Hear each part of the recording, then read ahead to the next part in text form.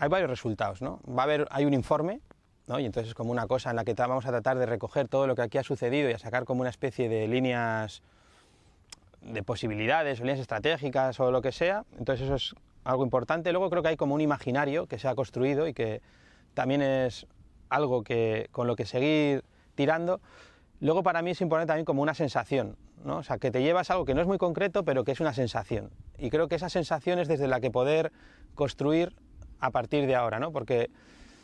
Y quizá para mí el reto es cómo conseguir contagiar esa sensación al resto que no han estado aquí, ¿no? Creo que ese es el salto. Entonces las otras herramientas, el vídeo las fotos, los dibujos, el informe que hagamos, tienen que ser herramientas que permitan la traducción e interpretación de lo que hemos vivido aquí para podérselo compartir con otras personas. Entonces, para mí los outputs que tenemos que sacar de aquí tienen que ver con eso, con herramientas que nos ayuden luego a contar a otras personas y llevarlas hacia donde nos gustaría que vaya el centro de Serveis.